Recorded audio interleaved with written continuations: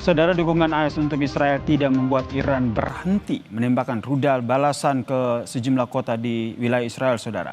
Garda Revolusi Iran kembali merilis serangan rudal F-14 yang menyasar wilayah Israel.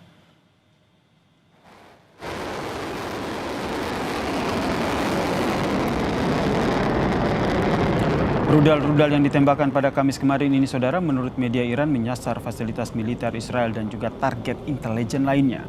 Iran tidak menyebut soal lokasi peluncuran rudalnya. Serangan yang merupakan bagian dari operasi True Promise 3 ini merupakan bagian dari balasan rentetan serangan Israel.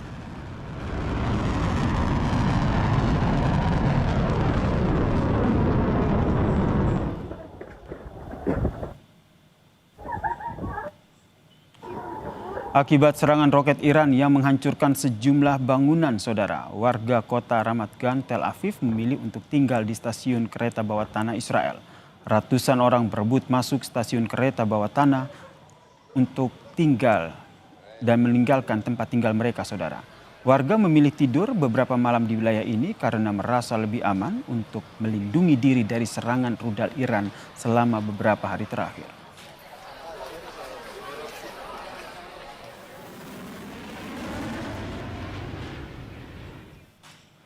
Militer Israel merilis video yang menunjukkan serangan yang menyasar sejumlah peluncuran rudal Iran pada Jumat pagi waktu setempat.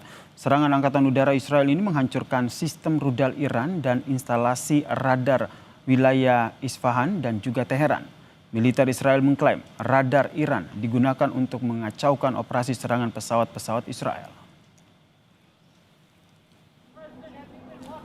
Presiden Amerika Serikat menyebut dirinya akan mengambil keputusan apakah Washington akan bergabung dengan serangan Israel terhadap Iran dalam waktu 2 minggu ke depan. Trump menilai masih ada peluang besar untuk melakukan perundingan guna mengakhiri perang tersebut.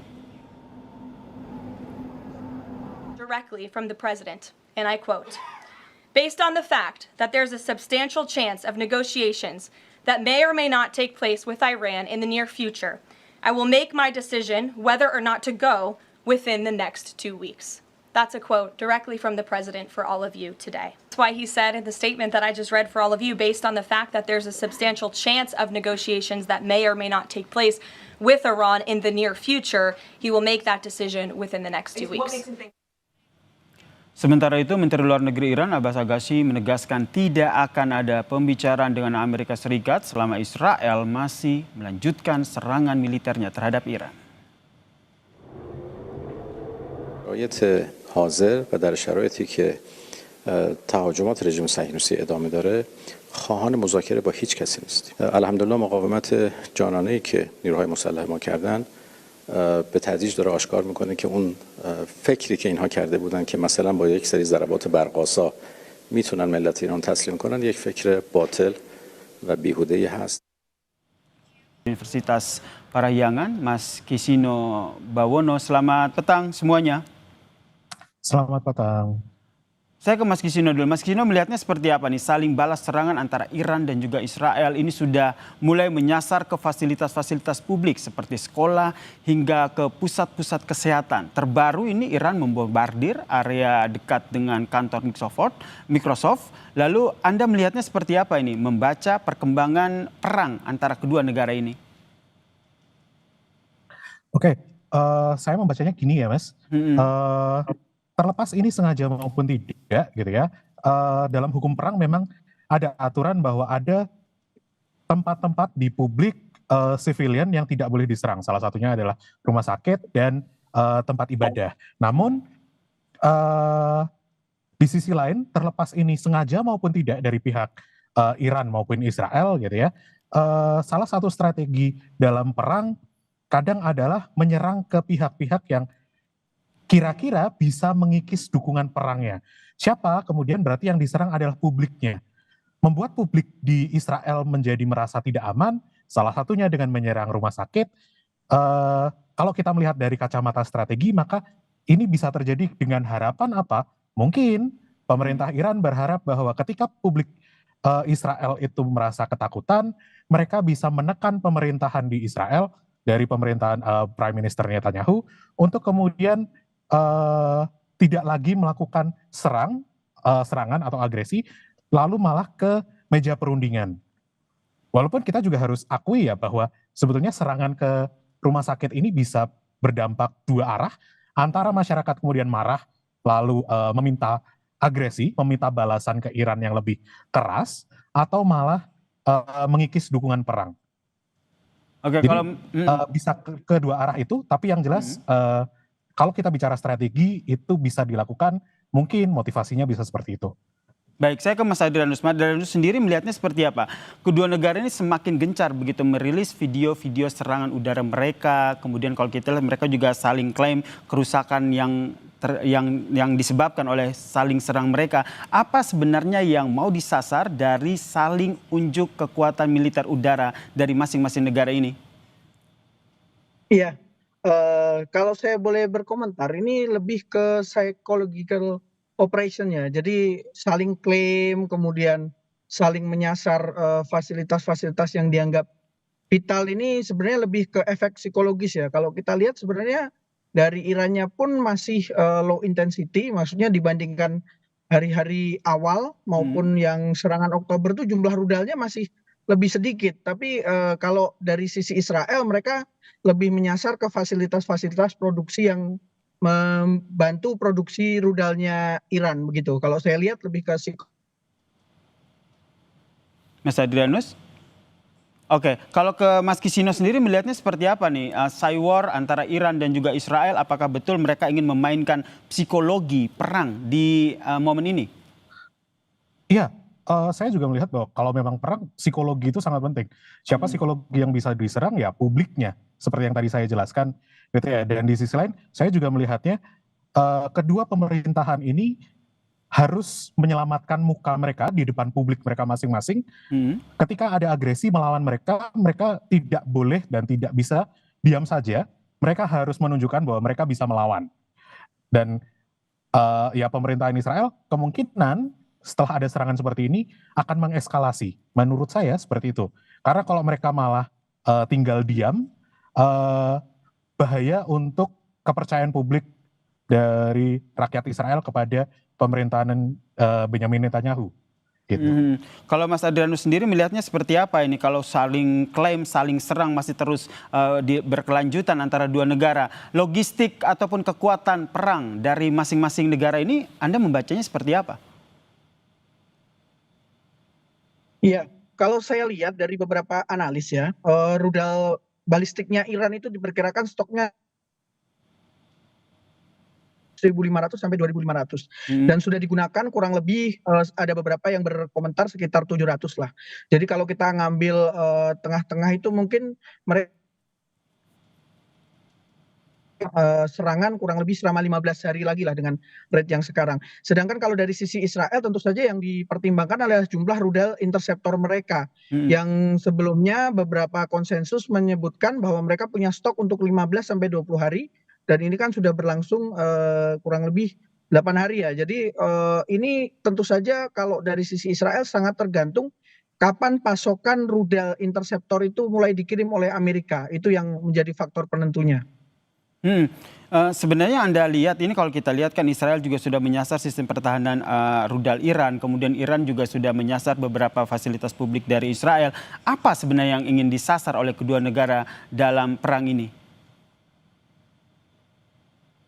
Ya, kalau saya lihat ini, kalau saya lihat memang belum ada arah menuju all out war ya, tapi lebih untuk supaya pemerintah salah satu negara itu segera menyerah lah gampangnya. Karena mereka kan sama-sama sudah declare tidak ada perundingan damai ya. Jadi ini lebih ke, memang benar saya setuju dengan narasumber yang lain, memang ini menuju arah psikologis saja, siapa yang lebih cepat menyerah begitu. Kalau menunggu siapa yang akan lebih cepat menyerah begitu. Tapi kalau kita lihat di satu sisi Amerika dan juga G7 ini sudah terang-terangan begitu mendukung Israel. Ini Anda membaca ke depannya akan seperti apa Mas Kisino? Oke, yang jelas negara-negara barat. Oh sorry, ke saya atau ke silakan ke Mas Kisino. Oh ya, sorry, ya silakan. Oke, saya membacanya gini. Negara barat itu ketika Israel atau sebagai sekutu dari negara barat diserang, mereka tentu akan lebih merespon ketika misal Israel melakukan itu ke Gaza misalkan gitu ya. Jadi rasanya ini jadi justifikasi bagi negara barat untuk mendukung Israel, dan kuncinya maka kita lihat di Amerika Serikat saja.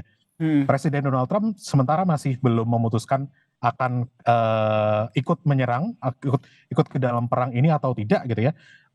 Saya rasa kalau tadi dibilang dia butuh waktu 2 minggu, eh, mungkin dia butuh memastikan bahwa kelompok maganya, kelompok Republikannya, dan publik secara umum memang sudah senafas, sependapat bahwa oke, kita akan perang dengan Iran. Tapi so far di dalam MAGA sendiri kepecah. Ada yang pro, ada yang anti perang, seperti Marjorie Taylor Greene dan Steve Bannon, dia masih anti perang, at least sampai semalam. Lalu kalau dari publik Amerika Serikat, terlepas dia orang Demokrat, Independen maupun Republikan, semuanya masih di bawah 30% yang ingin ikut perang. Jadi saya rasa dia juga butuh waktu untuk meyakinkan publiknya sendiri. Karena kalau dia melakukan perang, join di sini, salah satu janji kampanye dia adalah tidak melakukan perang dengan negara manapun. Gitu. Oke, terlebih ini kan tadi juga ada informasi terbaru, Trump sendiri menyatakan masih ada 2 minggu untuk bernegosiasi. Ya. Sementara itu dari pihak Iran bilang tidak ada komunikasi. Ini nampaknya nanti akan deadlock begitu atau akan ada titik temu? Menurut Anda, Mas Kisino, sebagai analis hubungan internasional? Saya lihat kalau dari Iran, mereka merasa bahwa senjata nuklir ini penting untuk mereka miliki, terlepas mereka akan ke sana atau tidak gitu ya. Tapi secara realita nuklir itu menghambat atau mencegah negara lain untuk melakukan agresi kepada negaramu ketika kamu punya nuklir.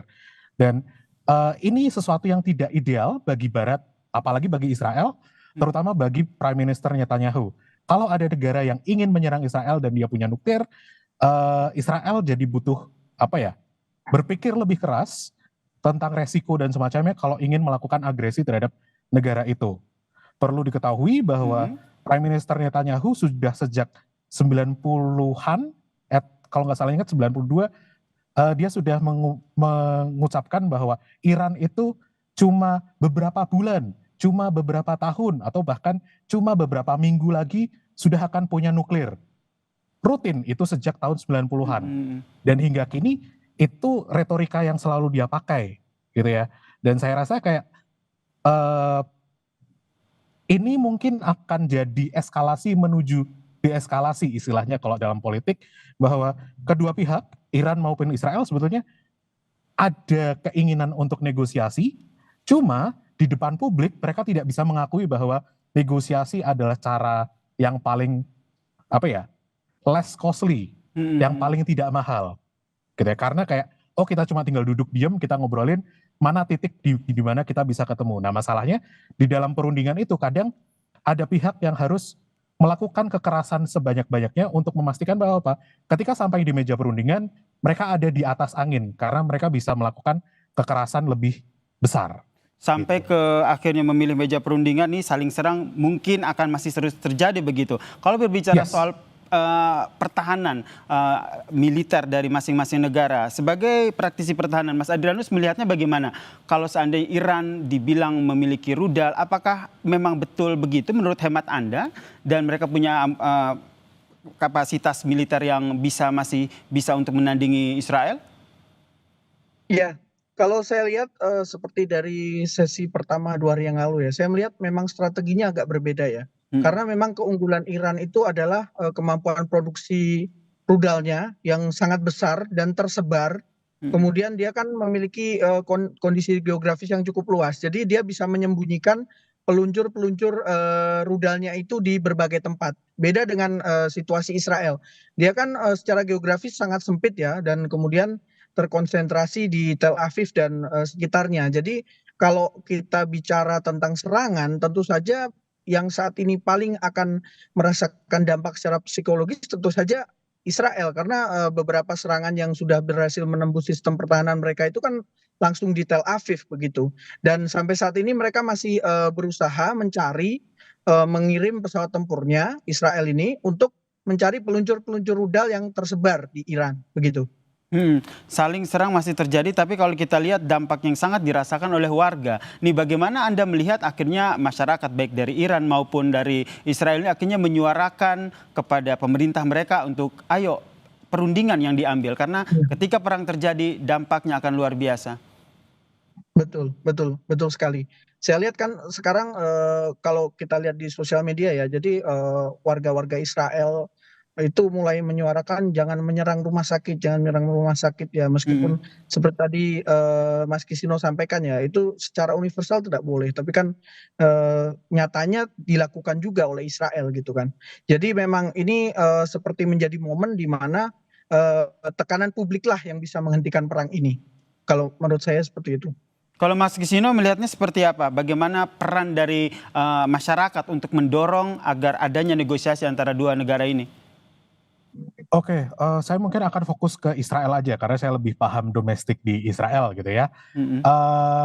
Gini, di Israel cara pergantian pemerintahan itu masih mostly dengan pemilu, belum ada kudeta dan semacamnya. Dan artinya dalam pemilu berarti harus dilihat bahwa si pemimpin selanjutnya atau yang sekarang sedang ada di pemerintahan dia seberapa populer, gitu ya. Cara untuk menunjukkan bahwa pemerintahan itu populer atau seorang kandidat itu populer, maka dengan menunjukkan bahwa dia bisa melindungi masyarakatnya. Prime Minister Netanyahu ingin selalu dari kampanye politik dan partainya, kampanye politik pribadi maupun partainya, selalu mengedepankan bahwa partai dia dan dia itu bisa melindungi Israel. Dan bagaimana caranya kemudian melindungi Israel, maka menunjukkan agresinya ini.